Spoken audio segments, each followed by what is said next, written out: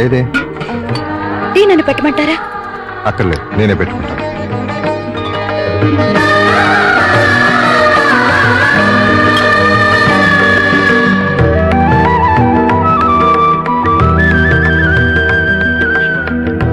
నేను నిన్ను పిలవలేదు. అయినా వచ్చాను. ఆడదాన్ని సిగ్గు విడిచి చెప్తున్నాను. నా బిడ్డకి మీరే మంచి తండ్రి. అంతేనా? ఇంకేమీ కానా?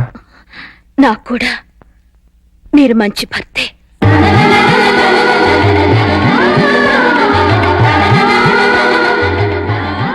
I love you. I need you.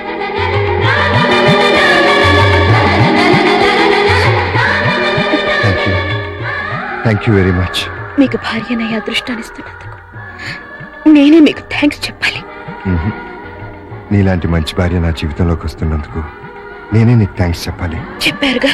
నేను నిన్ను ముద్దు పెట్టుకోవచ్చా?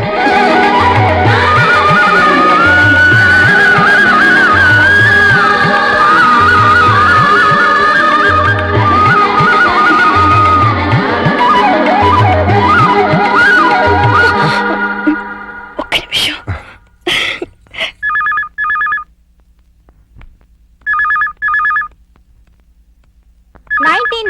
మిస్ ఇండియాగా సెలెక్ట్ అయిన miss Swapna Bedi. Give her a big hand.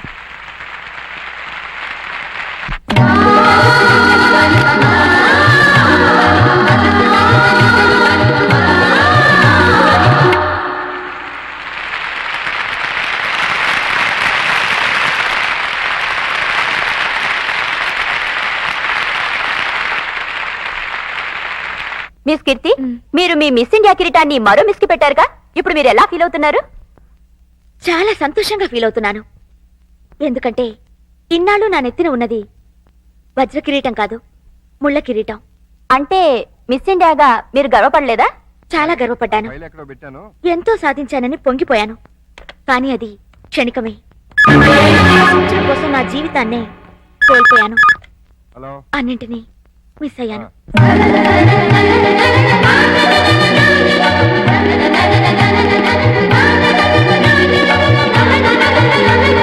ఆడది అంతరిక్షానికి వెళ్ళొచ్చు, ఎవరెస్ట్ ఎక్కొచ్చు, ఏదైనా చెయ్యొచ్చు, ఏవైనా సాధించొచ్చు.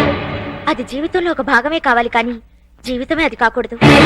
ఆ విషయం నేను ఆలస్యంగా తెలుసుకున్నాను. ఆడదానికి నిజమైన సార్థకత అందచందాల్లో లేదు, అమ్మతనంలో ఉంది. ఆడది బిడ్డగా, భార్యగా, తల్లిగా, అత్తగా పొందే అనుభూతిలోనే సంపూర్ణత ఉంది.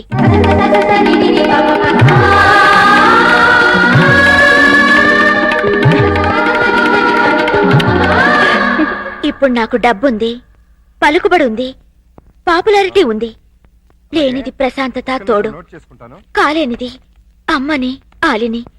పొందలేనిది ప్రేమని, జీవితాన్ని. అంటే మీరు ఈ కృత్రిమమైన గ్లామర్ కోసం జన్మనిచ్చిన తండ్రిని, దేవుళ్లాంటి భర్తని, బంగారం లాంటి బిడ్డని పోగొట్టుకున్నాను. చివరికి స్త్రీ జాతి సిగ్గుపడే ఆడదానిగా మిగిలిపోయాను. అన్నీ ఉండి అనాథగా మిగిలిపోయాను.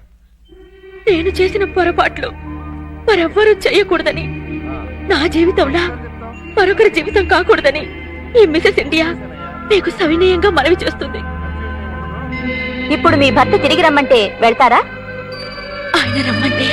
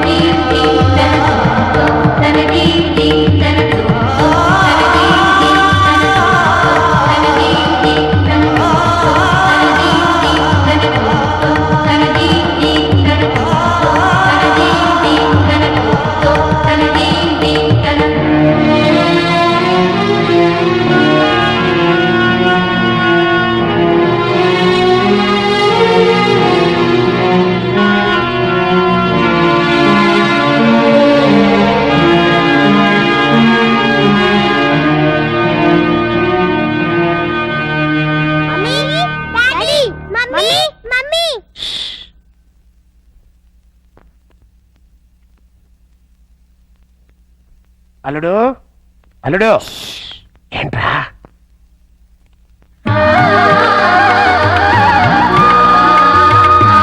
నన్ను విడిచి ప్రాణం వెళ్లే వరకు నిన్ను విడిచి నేను వెళ్ళను అనేదే పెళ్లి.